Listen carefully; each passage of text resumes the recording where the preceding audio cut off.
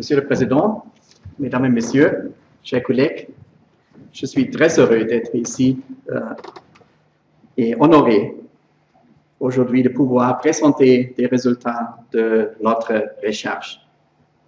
Malheureusement, je ne parle pas français très bien et je ne peux pas faire une présentation complètement en français. So please forgive me that I have to switch to English, which is a lot more convenient to me. So what I actually want to do today is give you a short introduction into the institution that I have the pleasure and honor to head, and then focus on different areas of research that we did on pseudorabiesvirus over the last 30 years. My institution is named after Friedrich-Loeffler. It's the founder of this institute and the namesake. And certainly to all microbiologists that are interested in either medicine or veterinary medicine, Friedrich-Loeffler should be a household name. He's particularly well known because of his first description of the infectious agent causing diphtheria, Corynebacterium diphtheria, as we call it today. He worked together with Robert Koch, and while Robert Koch is world famous, actually only very few people, if you ask on the street, know Friedrich-Loeffler. So it's also one of our missions to familiarize audiences with the work of Friedrich-Loeffler. He was appointed to the chair of hygiene at Greifswald University in 1888, and actually together with his colleague Paul Frosch, he was tasked to identify the infectious agent that was causing or is causing foot-and-mouth disease. This was in 1897, and basically already in 1898, they put down the first description of this new class of infectious agents that we call viruses today. So this first discovery of a virus, foot-and-mouth disease. And this they achieved by a combination of filtration experiments, ultrafiltration. This was high tech at that time, just as next generation sequencing is today, and animal experimentation on the other side. And what they found actually was that this new agent was ultrafilterable, so it could pass through bacteria-tight filters. It was infectious, replication competent in the experimental animal. And what they found, and none of their contemporaries that worked on similar viruses from plants at the same time, none of their contemporaries found out that these new class of infectious agents were in fact corpuscular particles. So smaller than bacteria, but still corpuscular. And of course, they never saw what they actually discovered. So discovery in microbiology is of course always has to be put into quotation marks.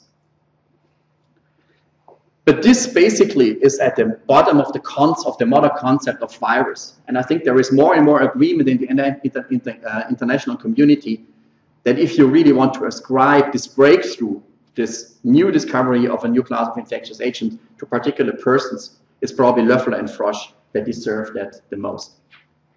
Now, Loeffler's experimental elements were still the natural hosts of foot-and-mouth disease, large animals, ruminants and pigs. There was no small animal model at those days.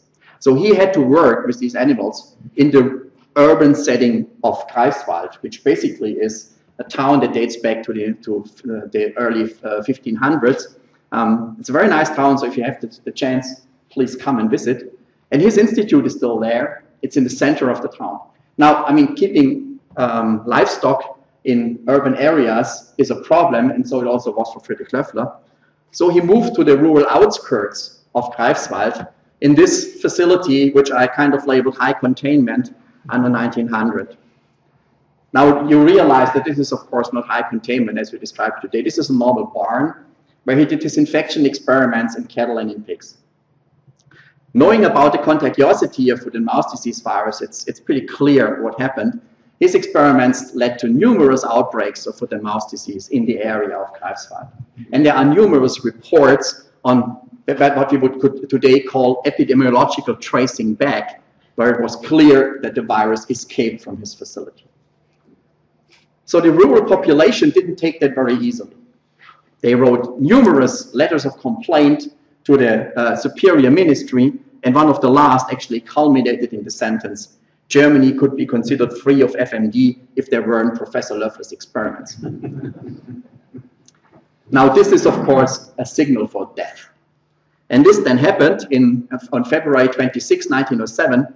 The superior ministry in Berlin stopped all experimentation by Loeffler with foot-and-mouth disease. Now, this could have been the end of virus research, at least in the area of Greifswald.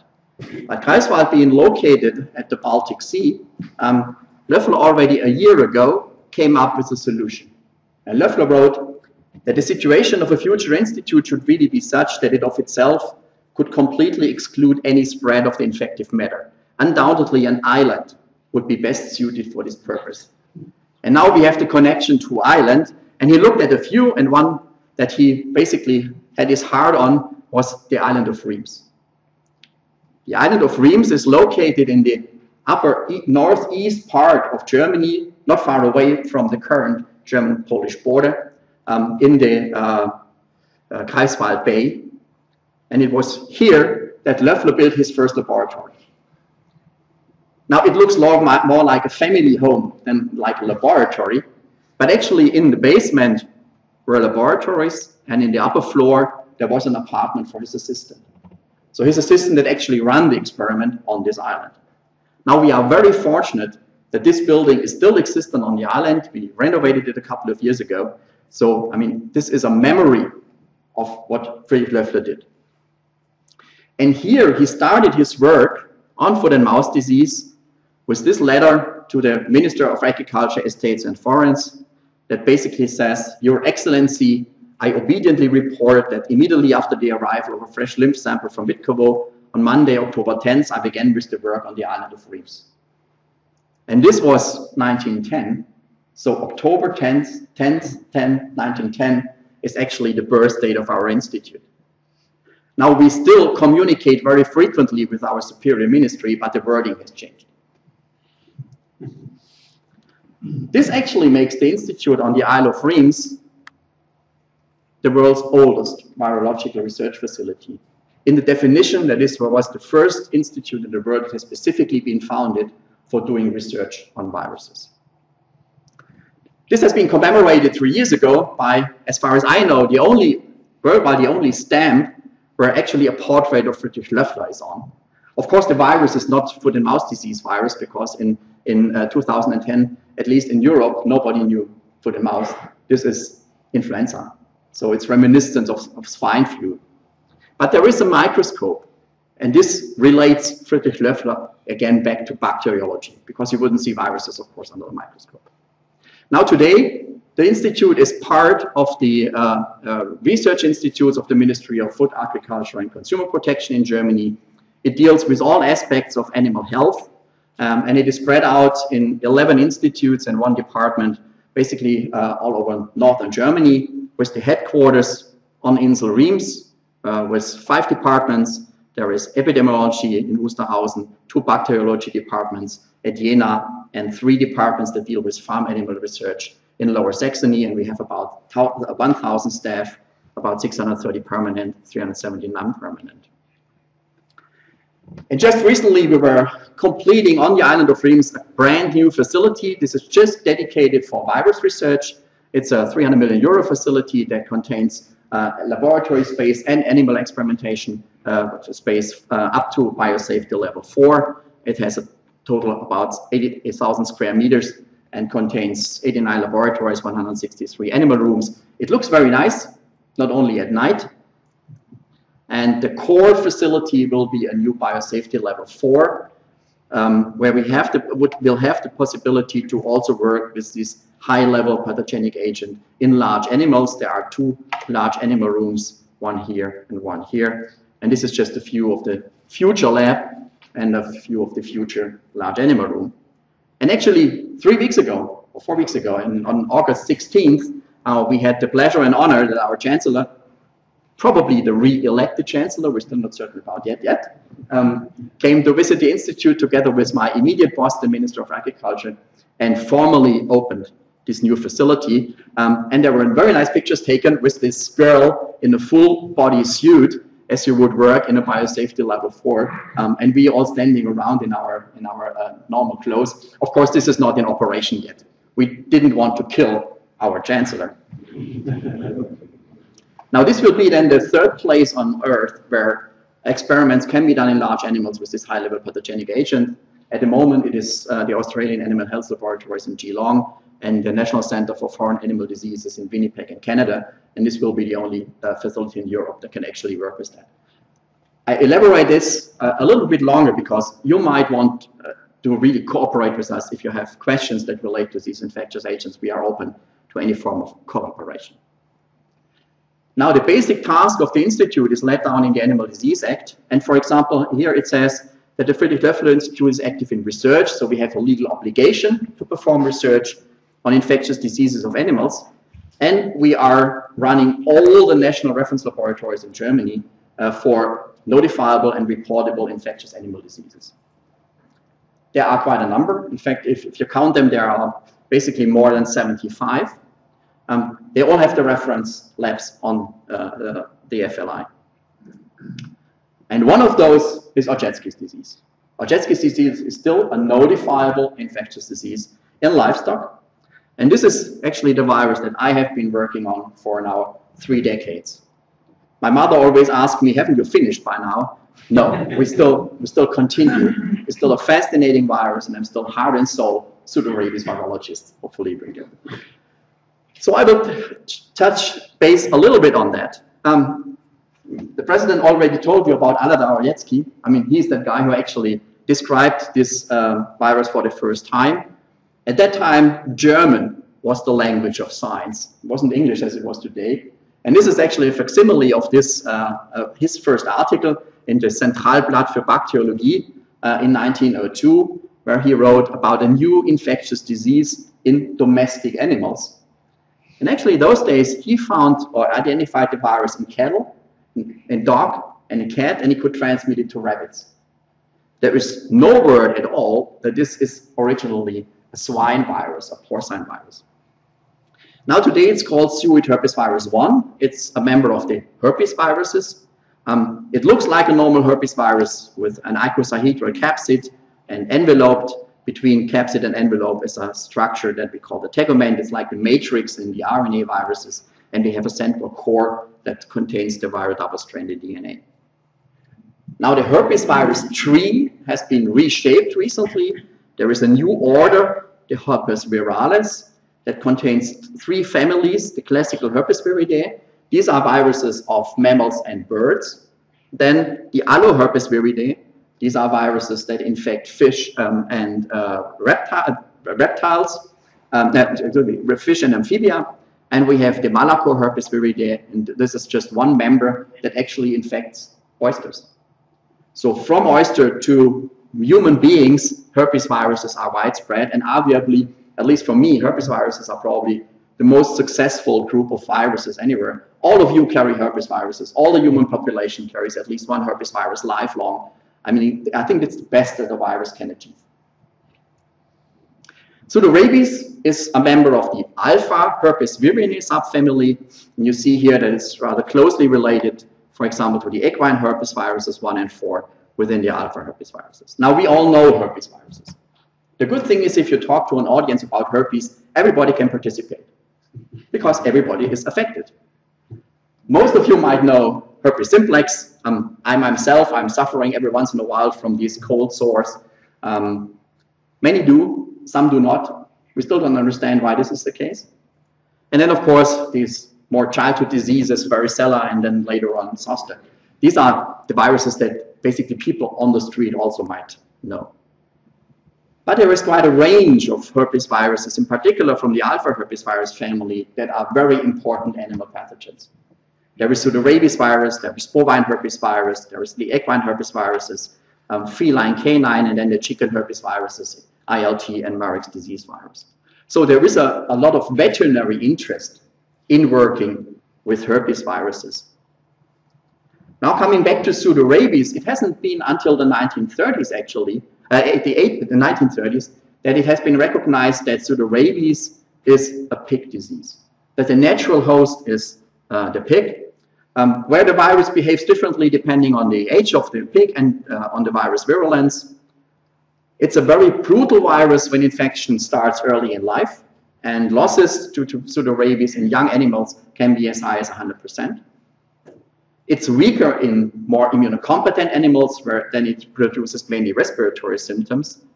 And it's also quite crucial in pregnant animals where it leads to abortions, mummification of fetuses, or stillbirth.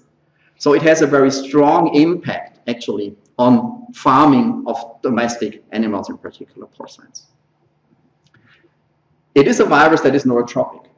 So some of the symptoms that we see are actually neural disorders like paralysis, ataxia, and this is one of the causes of death of these animals. There is another side of the virus which is largely overlooked. It's really a brutal virus not only for pigs. In all other susceptible species beside pigs, an infection with pseudorabies leads to death in nearly 100% of cases. So mortality can, or usually is 100% in all these other species. There is a peracute course of disease. For example, if you infect cattle, you might not see anything for 2 days and then the animal drops dead.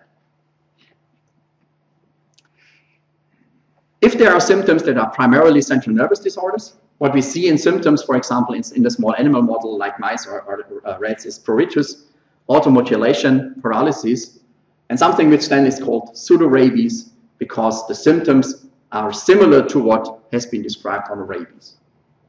So the pseudorabies has nothing to do with the same group of viruses or the same family, it's just relating to the symptoms. Now, fortunately, higher primates are resistant towards the virus. So humans can work with it just fine. We still don't know at a molecular level what this resistant really means. But it has been documented in numerous cases all over the world that this virus does not infect higher primates, including humans. Otherwise, we wouldn't be able to work with that. Otherwise, this would be a level 4 pathogen, actually. Now, coming to own research on pseudorabies, I just would like to touch on 3 topics: disease control, neuroinvasion, and a bit of molecular biology. The problem that we have in herpes viruses is complexity. So if you look at a classical rabies virion, like this one here, the virus particle basically consists of 3 proteins: 1 nucleocapsid, 1 matrix, 1 envelope. The situation in herpes is a little bit different. We have numerous proteins that are encoded by the virus and actually also incorporated into the particle. And this was the starting point of our studies. What we want to do is understand what these different proteins, these different gene products actually do and why the virus makes it so complicated and doesn't use the easy way. And we started with the glycoproteins. Now, a lot of research has been done. There are more than 10 envelope glycoproteins known in herpes viruses. Just remember, influenza has 1, the paramyxoviruses have between 2 and 3. Now herpes has more than 10. What's already known is that they can be differentiated in 2 groups. One are the essential ones that the virus needs for replication, also in cell culture. And the other group are the non-essential ones that the virus can dispense with and still perform a complete replication cycle. And the one that we studied at the very beginning, that was in the 1980s actually, is this glycoprotein that has been designated as GE. Now GE is a non-essential protein, which means that deletion mutants in GE are replication competent, and GE is a neurovirulence determinant. So if you delete the gene for this glycoprotein from the viral genome, the virus is attenuated. This is a good lead in terms of vaccine development. And what we actually then did was we were collecting classical vaccine strains that have been attenuated by passage, for example, in chicken embryos and embryonated duck eggs or whatever, or in cell culture, and asked, do they specify this protein? And some of them did not. So some of them were natural mutants deleted of GE, and this contributed to the attenuation.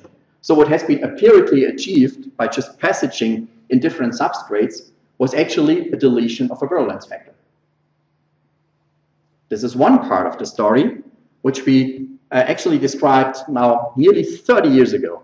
This was at the time when I did my PhD thesis, that these avirulent strains failed to express this major glycoprotein. But this has consequences. So if you look at this picture, so if you have an infection by a wild-type virus, antibodies will be produced against all the different antigens. If you have infection by one of these deletion strains, antibodies against one of these proteins just won't be produced because it isn't there. So you can, at least in theory, differentiate infected animals from vaccinated animals by the absence or presence of antibodies against this particular protein. And I think it's fair to say that this is a concept that is then put forward by my colleagues from the Institute in Delistad, in particular Jan van Oorschot, whom I really have to give credit for that. He developed an ELISA. It's a rather simple procedure that detected antibodies against GE. And this concept of differentiating between vaccinated animals and infected animals by basically just seeing this tiny difference here has revolutionized animal disease control, because this is the first time that the so-called marker vaccine concept have been introduced in veterinary medicine or in medicine at all. This means if you have marker vaccines like a GE-deleted vaccine strain, and you have a discriminatory serological assay, you can actually differentiate infected and vaccinated animals. What does that mean in the DIVA strategy? If you have a field situation where the disease is going on, you can vaccinate to reduce the infectious pressure. You can test for presence of the anti-GE antibodies and differentiate wild-type virus carriers, which are GE positive, versus vaccinated animals, which are GE negative. You can eliminate all the animals that have anti-GE antibodies, so all the wild-type carriers.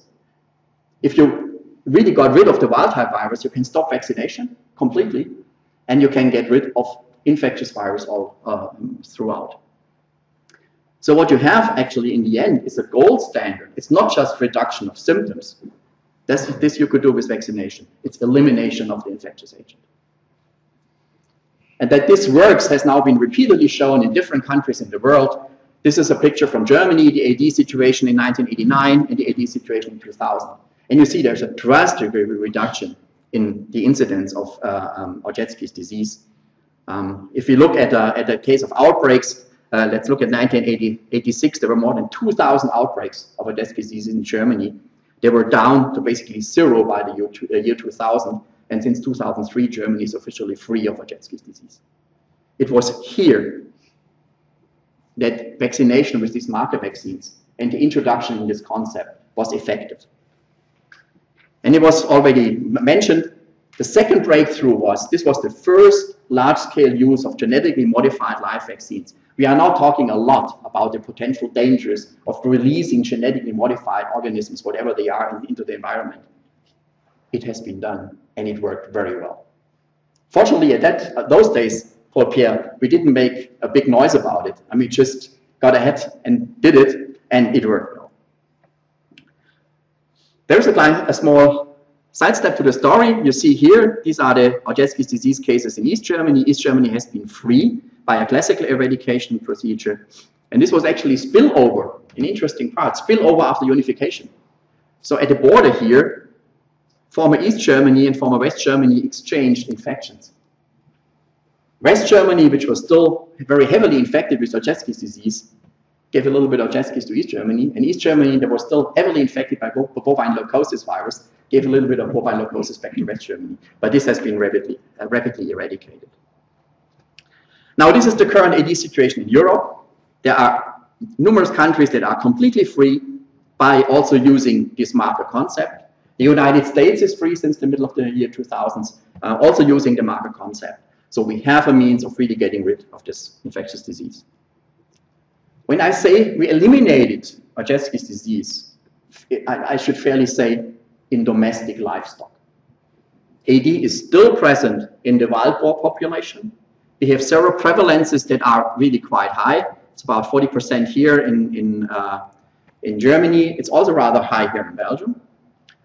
But for whatever reason, we never saw any spillover from Aujeszky's disease in the wild boar population to the domestic pig population. And we know that these viruses are adapted to wild boar. They are biologically different from what we had in domestic animals before.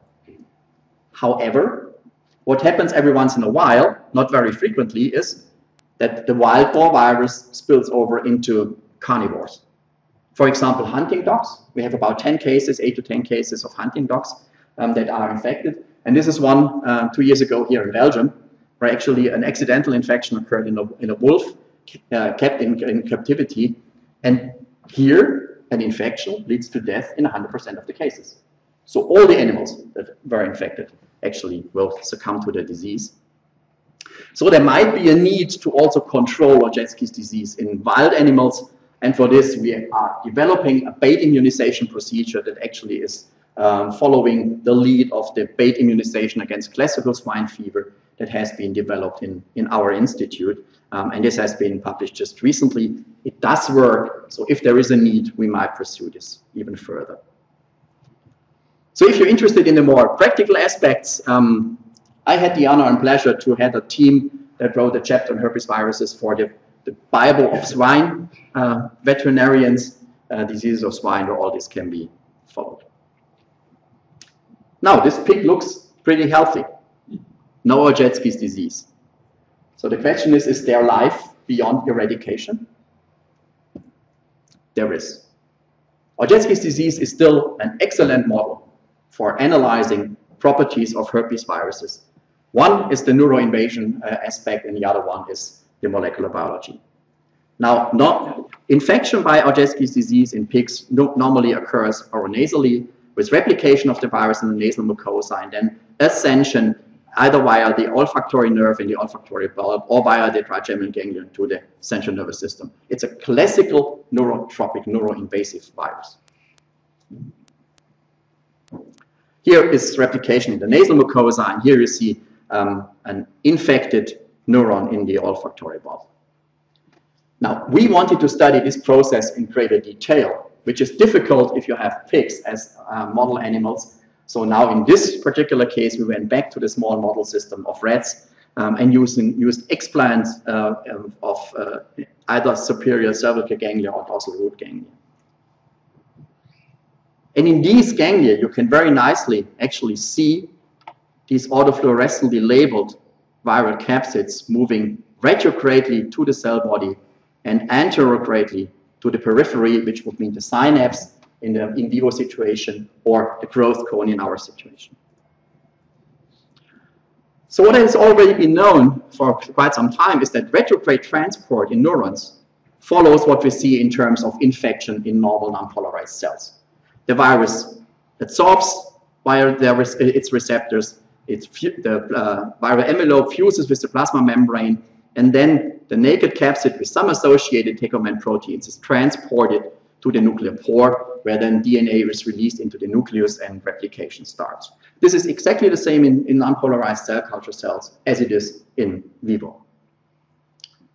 What has been long debated in the community is what's the other way?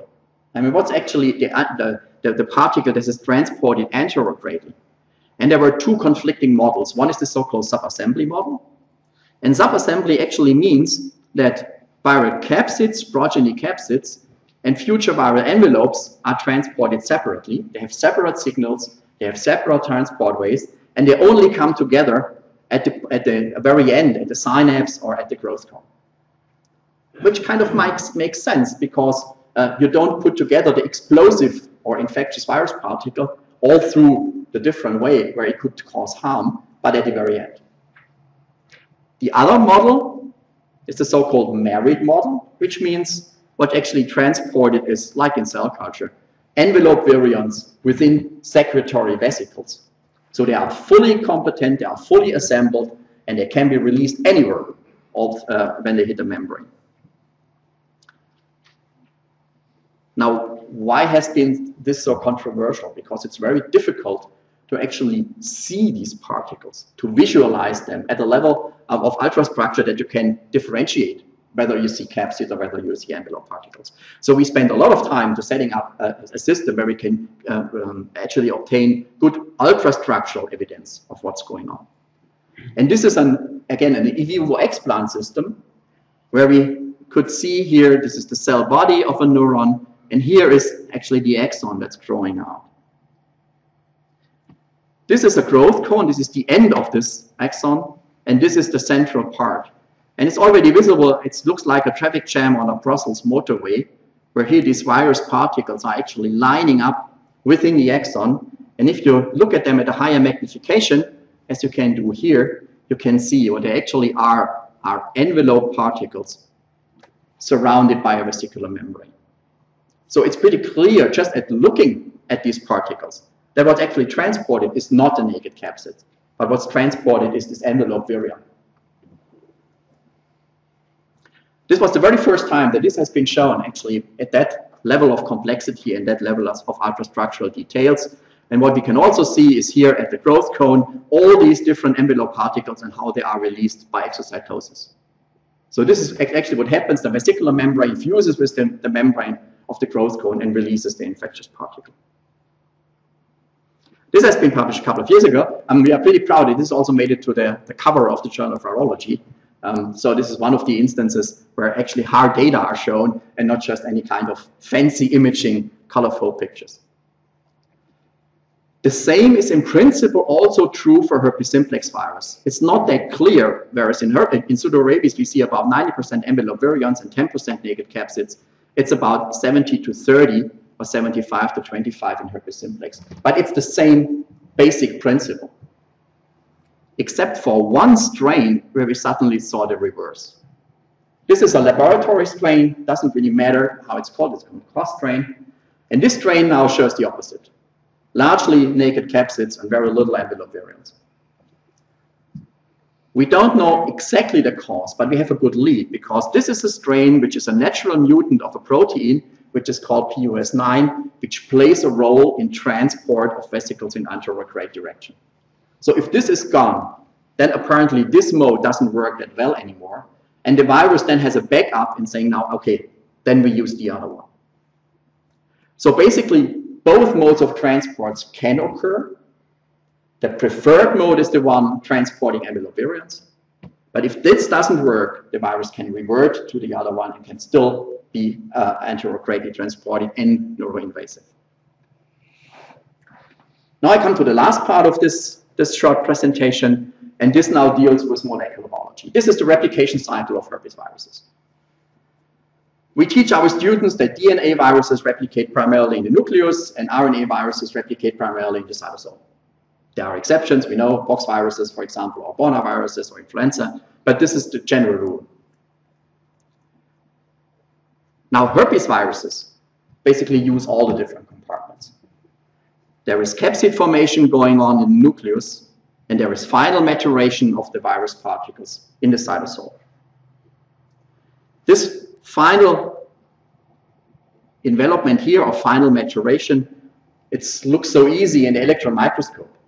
So this is, for example, a viral nucleocapsid that buds into a vesicle from the transgolgi where you already see the virus spikes accumulated. So basically, like pushing your fist into a balloon, it's surrounded by its future membrane. In reality, it's different. In reality, there are numerous protein-protein interactions that mediate this final maturation, and we are still not at the end. But there is another question that it's probably not so obvious. For the capsid to come from its formation, a location of formation, to the location of final maturation, it has to cross the nuclear envelope.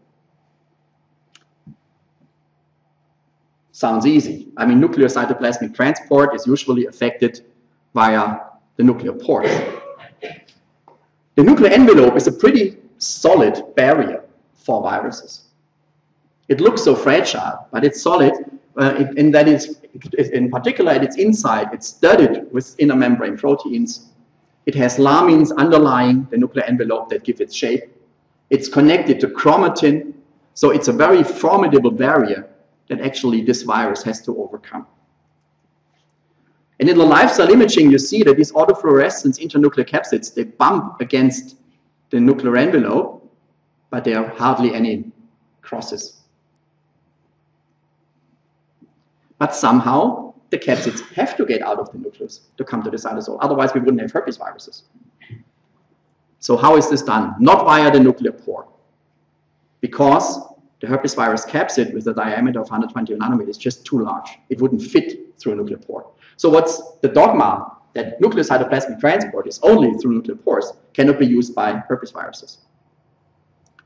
Now there has been accumulating evidence in the last 10 years that what's actually happening is a completely new way that has not been described in cell biology before. And this is a way that actually entails, in this movie, you see it, it entails primary envelopment of the capsid at the inner nuclear membrane, ending in a primary envelope virion, and the primary envelope then fuses with the outer nuclear membrane to release the nucleocapsid into the cytosol for further maturation. Now, of course, this is an animation. I mean, of course, you can't do movies with electron microscopy, but I think it's good to just understand what the process is. So there is contact between capsid and the inner nuclear membrane, then there is budding, resulting in this primary envelope virion, and then there is the fusion of the primary envelope with the outer nuclear membrane and release of the capsid. We have been able to show in live cell imaging very rare events that might be really reflecting this process. And if you look, when I start this movie, if you look where actually the arrow is pointing to, here and here, then you see here this particle coming out through the nuclear envelope. This is a very rare event. What do we know about this funny process? We know that two viral proteins are involved. They are conserved all throughout the classical herpes viruses. One is a membrane-bound protein, one is a normally soluble protein. The two come together and they form a complex at the inner nuclear envelope that then drives this primary envelopment. We call this the nuclear egress complex, and this complex is required for primary envelopment, but it also serves to dissolve the nuclear lamina by recruiting viral and cellular kinases that phosphorylate lamina proteins and just give access of the nucleocapsid to the inner nuclear membrane. If either one of these two proteins is deleted, there is no nuclear egress. What you see here, all these black dots are fully matured nucleocapsids that contain viral genome, but they are trapped within the nucleus. They have no way of getting out. Now, we need these two proteins for nuclear egress. We were asking, I mean, are these two proteins perhaps sufficient to drive anything in a normal non-infected cell that resembles this process? And actually, if we co-express these two proteins in normal cells, these are rabbit kidney cells, what we see here is the formation of vesicles, of course without capsid because it's not an infection, of vesicles that have the shape and the size of primary envelopes.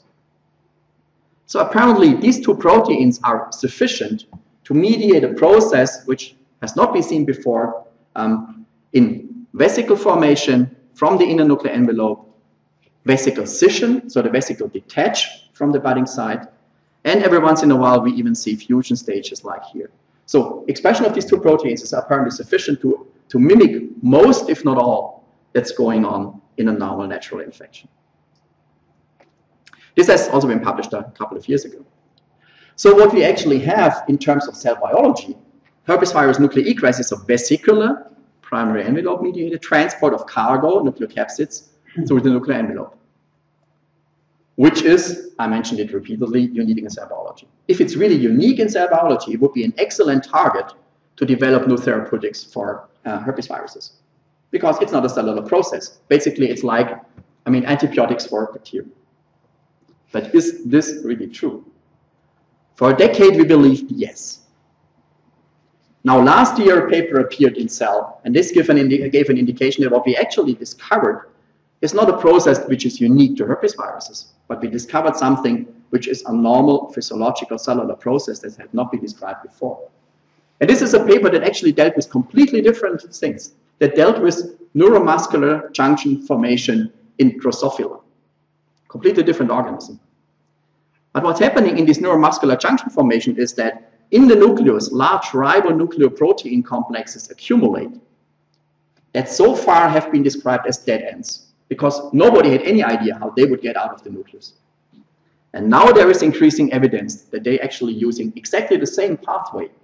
It's not via the nuclear pore. They are too big to use the nuclear pore. They use the same vesicle-mediated transport from the nucleus to the cytosol. And actually, this is very elaborately then also described in this paper. These granules exit the nucleus by budding through the inner and outer nuclear membranes in a nuclear egress mechanism akin to that of herpes. So actually what we have now in this situation is something that virologists know and have been proud of for years or decades. In fact, that viruses are being used as tools to uncover basic principles in molecular cell biology. And I just mentioned splicing, polyadenylation, editing, you name it. And this is probably another one where we could, as virologists, basically lay the foundation for progress in cell biology. You might think, I mean, who cares about that? What's so important about knowing how these viruses cross whatever? I think the literature might convince you. Now, this is not self-declaration. I wrote a mini review 10 years ago. I'm still happy that it's among the 20 most highly cited articles in Journal of Virology. There are thousands by now. And actually, if you open the homepage of virus research, the first article that comes up is one at exactly the same process. So there is a lot of interest in the community, in virology and in cell biology on this process. And if you're interested in getting really the up-to-date standard, I can recommend this recent review that I wrote with my colleagues that gives you an idea of what we know and don't know. So I have nearly overspent my time. So I would like to come to a close and thank the people who really I have to thank most, the ones who actually did the work. First and foremost is my PI, principal investigator and senior staff member, Barbara Klub. She has been with me for 20 years now, running my lab and taking care of the students. She has a major contribution. This is Harald Kranzow, who is really a wizard in electron microscopy, and all the different EM pictures that I showed you to visualize the process, they all come from his laboratory and his technical assistant. And then I have a plethora of graduate students and postdocs that worked with me during the last 30 years. This is the current crew of the lab with Cindy, our technician, Lars, Fred, Franzi, Britta, Sabrina, and Katharina, who worked at the moment. And all this would not have been possible without continuous funding by the German Research Foundation, the Deutsche Forschungsgemeinschaft, who actually funds my research since I first started doing a postdoc in the United States. And with that, I'm at the end. These are pictures out of my office window. Located on the island, of course, I have a beautiful view over the Baltic. You are all welcome, if you're in the vicinity, to visit and see that. So with that, I thank you for your attention, and I thank you very much, and I'm very honored to be accepted as a member in this academy. Merci beaucoup.